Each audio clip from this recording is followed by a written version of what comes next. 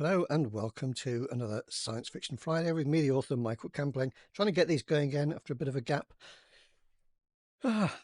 So many podcasts, so many books, so many videos to do. But listen, the reason there's a gap is because I really need people to share and subscribe and like and comment and all those lovely things. So otherwise I start to think, well, am I spending all this time unnecessarily? And I think possibly yes. But anyway, if we get a bit of feedback, that will really help, but I won't bore you with too much preamble. We are reading Dial G for Gravity. This cover is very old. There's a much snazzier cover on now. This is the paperback I have to hand. I know we are on chapter 10. So if you're sort of discovering this randomly, if you go back to find them all, you'll be able to start with episode 1, which would be by far the best way on your nearest podcast app, or the root of all evil, so to speak. The place where they all are is now at michaelcampling.com, because it's hosted by Substack, but it's now got my proper website address, or one of them. So go to michaelcampling.com and you'll be able to find all the different podcasts and videos and things there. If you're on YouTube, whatever, that's all good. If you're on YouTube, I've put quite a few short videos up recently, so hopefully there'll be something there that might seem like fun to you. So I urge them to do it in Dial G for Gravity, read by the author Michael Campling. I like to do the whole thing in a sort of American style accent, which was but I think I had to keep it up properly. So I do my best. Chapter 10, Globon Space Station, the Gamulon, Earth Orbit. Rolgeeb paced across his cell. 10 days, he thought. 10 days in this stinking hellhole, and all because Pentledor gave me that damned drink. He thumped his fist against the wall. It could have been a wonderful night. Perfect. He could have impressed his superiors and won the affection of Bremel. But instead it had all ended in disaster. I never even made it out of the executive lounge, he whispered. And now I'm finished. Done for. Footsteps boomed in the corridor outside, and Rolgeeb braced himself, ready to face whatever humiliation was about to arrive. The guards had not taken kindly to seeing one of their own in the cells, and they'd taken every opportunity to make their feelings plain. A short while ago, Rolgeeb would have agreed with them. He'd have said that high-ranking administrators who threw their privileges aside and misbehaved had no one but themselves to blame. And if someone just happened to put gobbets of slime in the prisoners' food, or woke them in the middle of the night with a few carefully aimed strokes of the sonic lash, then the miscreants were only getting what they deserved. Now, though, Rolgeeb made a silent pledge to be kinder to all those who'd been punished in the past. It was all too easy to make a mistake, and after all, they were all globons under the skin. If you tickle us, do we not laugh? He thought.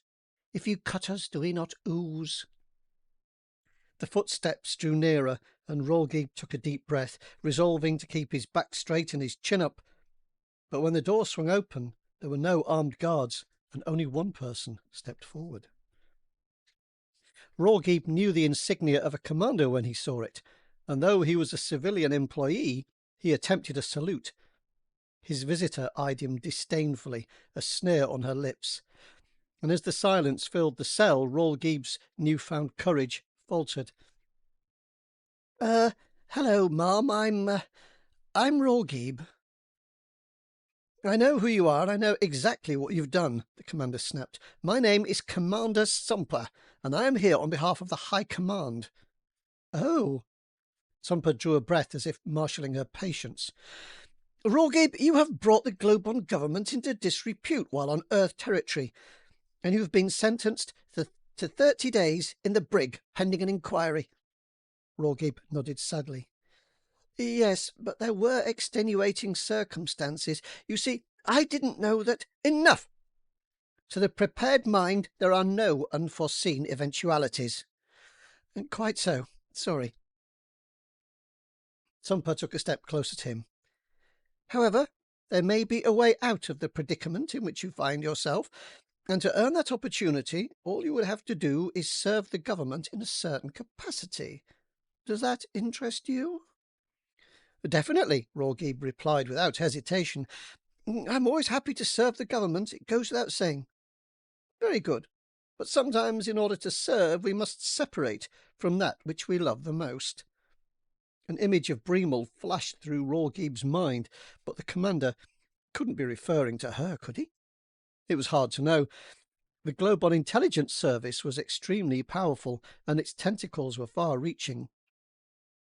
Any member of the administration could be monitored at any time, and it was all too possible that they knew about his assignation with Bremel, right down to the shoes he'd been wearing when he'd called at her cabin. In a moment of clarity, it occurred to Rawgeeb that a careless word at this point could land him in very hot water indeed. Events were always open to alternative interpretations, and the less he said, the better. He clamped his lips shut and stared straight ahead, dipping his chin to acknowledge the commander's words. Would it surprise you, Tumper went on, if I told you that human beings were going missing? Missing from their homes? Rawgeeb shook his head. No, I believe it's quite common. Tumper looked him up and down. Are you making sport with me, Rawgeeb? Because if you are, I can make sure that your case isn't heard for a very long time. A very long time. And until then, you'll remain here, or perhaps you'll be moved to one of the shared cells. I'm sure there are a few prisoners down here who would be delighted to meet you. I intended no offence, Rawgeeb said hurriedly. I must have misunderstood. Forgive me. From where are the humans being lost? That's a more intelligent response, Sumper said. Perhaps there's hope for you yet. She paused. The humans are going missing from this very station. Samples that have been brought in and logged by the Earth Liaison Unit are vanishing in large numbers. Sumper hesitated. It goes without saying that this fact must remain a secret. To divulge it would be an act of treason punishable by death. Rawgeeb swallowed hard. I understand, but, Commander, with the greatest of respect, we have strict protocols in place to track the humans we bring aboard. Every step of the procedure is logged and time-stamped. And yet 2 humans who should have been immune were abducted by you 10 days ago. One, it turned out, was a high-level member of the AGI. The other was an employee of the United Nations. I was given the wrong instructions. There was an administrative error, but I rectified the situation immediately as soon as it came to light. Both humans were safely returned on the same day. Sumper shook her head. Those humans have only just appeared back on Earth. What? That can't be right. Sumper held up a tablet computer. I have the records right here. There can be no dispute. Rawgeeb felt the colour drain from his face. He could already feel the symbionts withering in his skin. He'd been a cog in the mighty machine that was the Globon administration for his entire adult life, and he could recognise this situation for exactly what it was. He was being stitched up. Someone had used him as a pawn in their machinations, and they'd gone to great lengths to do it. Well played, he thought. Whoever you are, you've backed me into a corner and left me nowhere to turn. A sense of calm came over him, and a sad smile pulled his lips tight. He was screwed, and there was absolutely no point in complaining about it. Whoever had done this, they would have been sure to cover their tracks. Any arguments or protestations at this point would only make him look guilty. He had no choice but to accept his fate. I see that you understand, Sumper went on, but I do have a way in which you might redeem yourself. Really? Is that even possible? The words took an age to emerge from Rawgeeb's mouth. I don't see how it can be done. Sumper's smile was smug. There are forces at work of which you know nothing. I have the authority to erase the sordid little incident you were involved in down on the planet. I can delete the record of your arrest and wipe the slate clean. A moment ago you said that you were ready to help, and I take it that you stand by your promise. Yes, Rawgeeb said slowly, though he wasn't sure whether Sumper had been asking a question or merely making a statement. If Rawgeeb was being honest with himself, he had to admit that there wasn't much he was sure of, not very much at all. Excellent. Sumper stood to attention. Rawgeeb, I find you guilty of gross incompetence, and I hereby exile you from the Globon race. You are herewith stripped of all citizenship, possessions, rights, and responsibilities. You will be dispatched to the nearest planet, in this case Earth, and you should make no further contact with the Globon government. Sentence to be carried out immediately. Rawgeeb tried to stand still, but his body wouldn't let him. At some level, he understood every word some bird spoken, but he couldn't for the life of him understand how they could possibly apply to him. Yes, he'd expected to be punished, but this could not be right.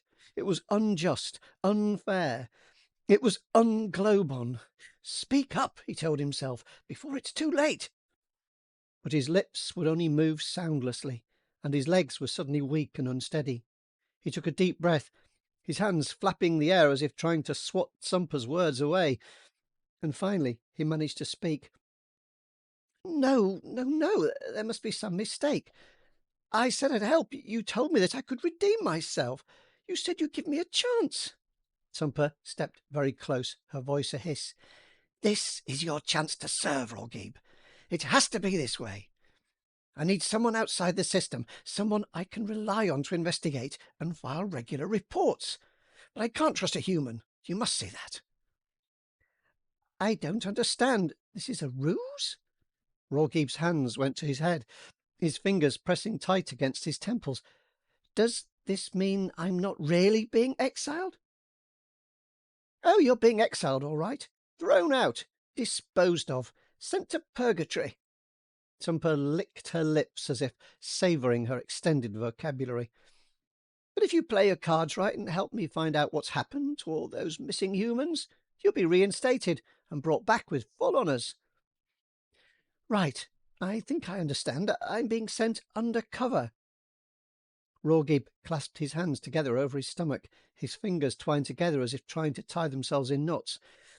But do I really need to be exiled? I mean, couldn't you just pretend to banish me? Yes, but this way, if you screw up, I get to deny all knowledge of the whole affair. Sumper brushed her hands together as if wiping them clean. There's a human expression for it, but I can't quite put my finger on it. Anyway, the point is, I'll be in the clear. We'll all agree that you were We'll all agree that you were rotten to the core, and I'll be congratulated for banishing you. Win-win, for me at any rate. She brightened. Right, the resettlement crew is waiting outside. I'll ask them to go easy on you, but that would give the game away. I misread that, didn't I? I'd ask them to go easy on you, but that would give the game away. Sorry about that.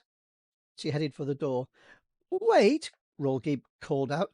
They're here already, but you didn't know that I'd agreed to help. Sumper half turned. It didn't really matter. I was going to banish you either way. That's the beauty of it. She strode through the exit, and as she left, 3 armed guards lumbered inside, a dark hunger in their eyes. Right, lads, one of them began. Let's get this treacherous little scumbag dealt with. The other guards chortled quietly, menace crackling in their guttural laughter, and Rawgeeb closed his eyes and focused on a simple mantra that was as old as the history of sentient life in the galaxy. Shit, he thought. Shit. I'm laughing at my own jokes. I wrote them a long time ago, so I don't always know what's coming. As that was short, I'm going to crack on and see if I can get through chapter 11, because that's also quite short. Aboard the Kreltonian Skull, Andromeda-class battlecruiser. Official status, missing and or unreachable. Ship's log, Earth orbit. Chief Engineer Dex exchanged a worried look with Lieutenant Term. It's no use, Term, it's just not working. Dex leaned over the prone figure on the workbench, studying the tracery of wires that connected the newly assembled cybonic life form to the bulky, whirring machine on a trolley nearby. Can you do me a favour? Reach over and increase the current on the Oh, crikey, I'm not doing well. I'm kind of thinking, well, what does I forgot what Dex's voice is like in this, so you'll have to bear with me if I've changed it completely. Sorry, I'll go back to that. Can you do me a favour? Reach over and increase the current on the metabolic modulator. Term stepped up to the machine and pointed to a dial. This one? No, the blue one. There, left a bit. Up. No, not that far. He let out a grunt. Hell's teeth, I'll do it myself, but I need to keep an eye on the auxiliary connections. I've got him wired up like a... Don't say it, Term interrupted. I don't mind coming down here to help you out with this, but if you mention clumsel trees one more time, I swear I'm going to flip. Dex arched his eyebrows. I was going to say like a Zircon 73D. What's all this about clumsel? You ever tired of something? You seem on edge. I'm sorry, I didn't mean to jump down your throat. Term ran a hand across her furrowed brow. North has all the senior officers working crazy shift patterns. I don't know what the hell's got into him. She winced as though mildly embarrassed by what she was about to say. Actually, I have to confess, I've got a selfish reason for wanting our cybonic friend back on his feet. He won't need much downtime, and he can take a few extra shifts. Having him back on active duty would make life one hell of a lot easier for the rest of us. All right, let's try again, Dex said gently. You've got the right dial, the blue one, so just turn it up very gradually and keep going until I say stop. Will do. Term rotated the dial, her thick fingers moving slowly, a gentle hum rising from the machine as the digits on one of its displays flickered and changed. Dex leaned even closer to the cybonic life form, staring deep into its expressionless eyes. A film of sweat formed on the engineer's upper lip, and he ground his teeth together, every muscle in his jaw tight. This was delicate work, and it had to be done right. He had to concentrate, to watch for the moment when the restored neural net synchronized with its new cybonic host.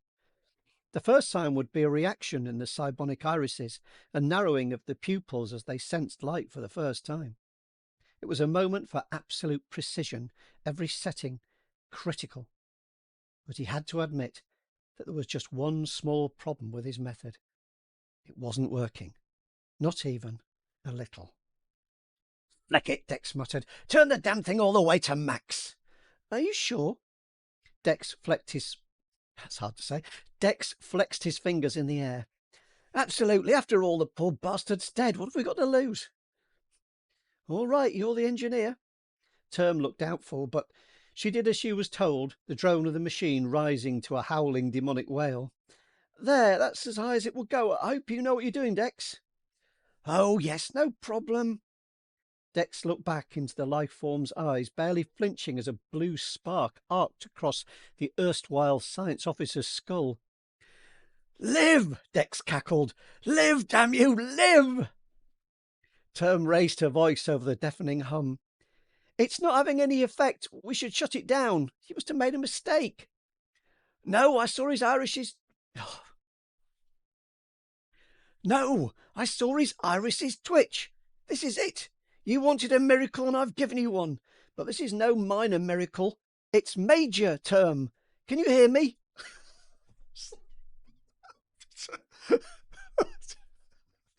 I was can you hear me, Major Tom? Anyway, so perhaps I'm the only one who's got that. Oh dear. Oh, on the I was still quite entertained by the way he said it all had to be precision, and then he said, "Oh hell with it, turn it full up." Anyway, and then we had the Frankenstein little reference, and then it was Major Tom one after the other. Anyway, I don't think it's finished either, so I'm to try and get through it without laughing.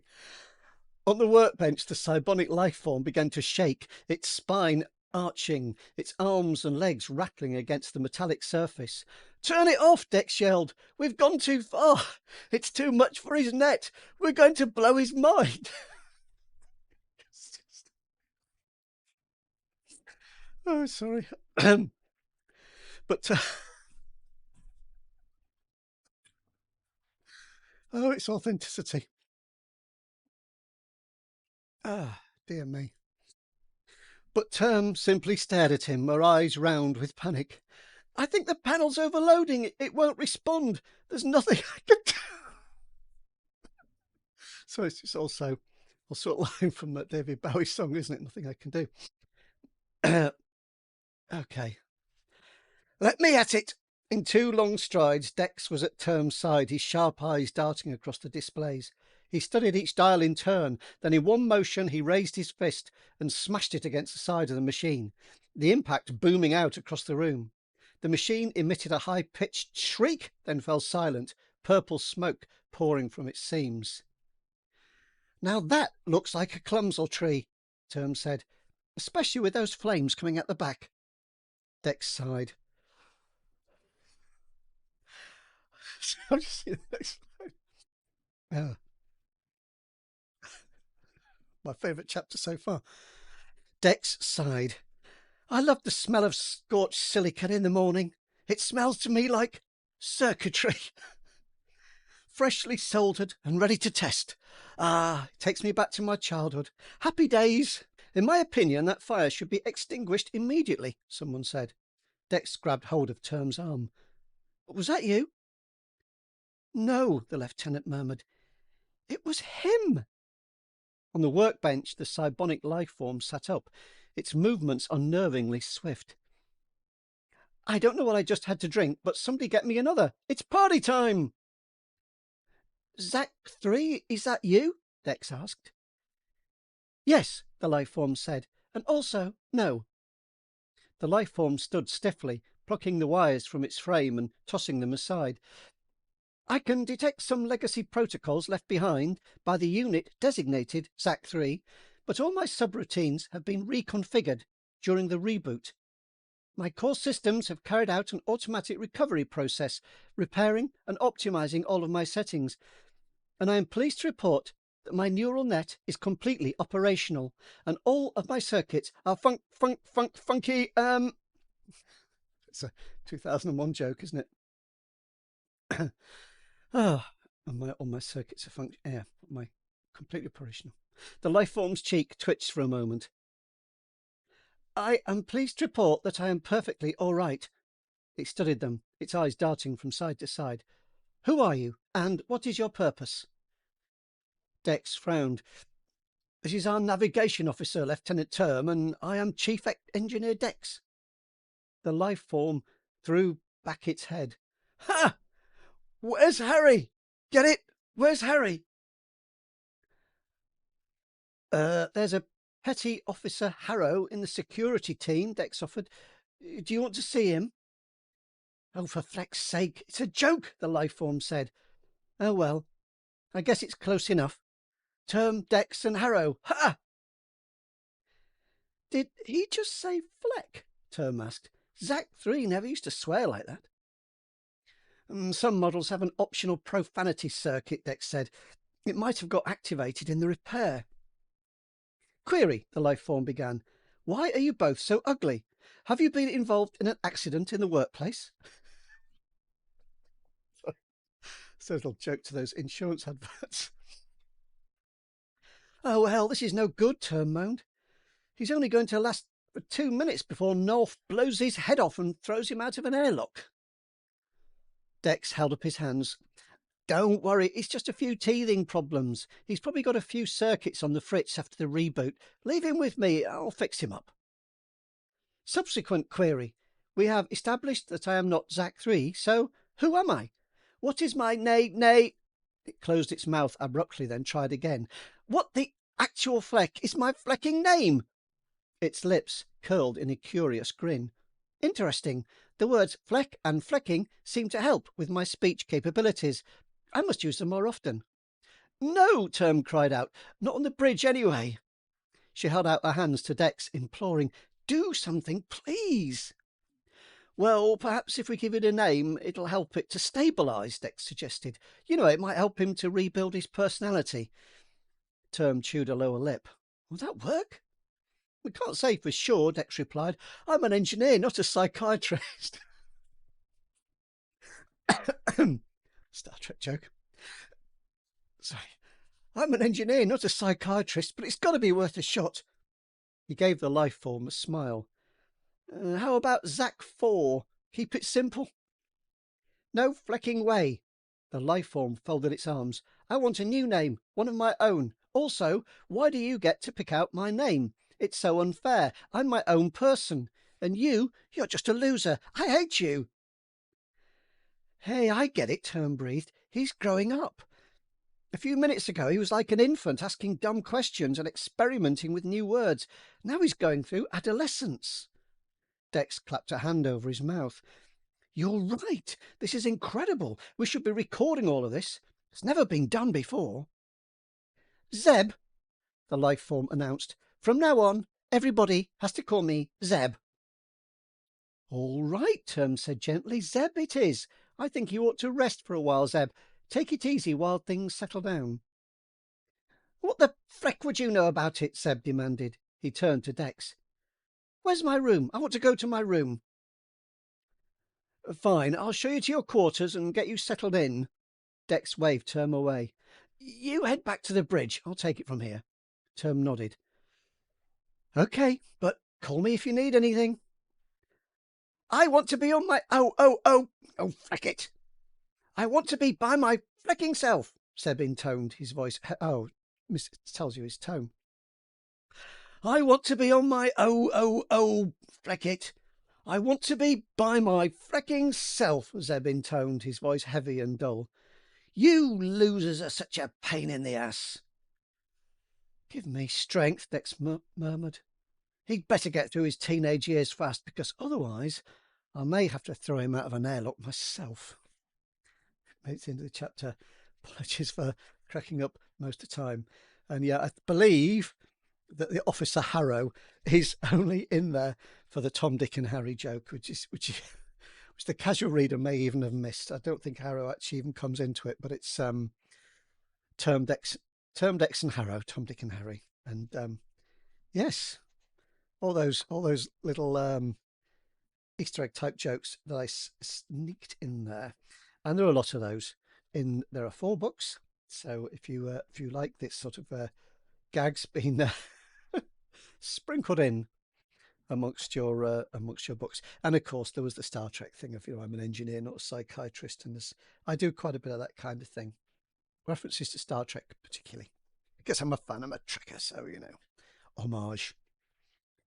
So thank you very much if you've been listening and watching. If you made it to the end of watching, despite all my laughter, thank you. You deserve some kind of prize or medal or something. But I do appreciate it.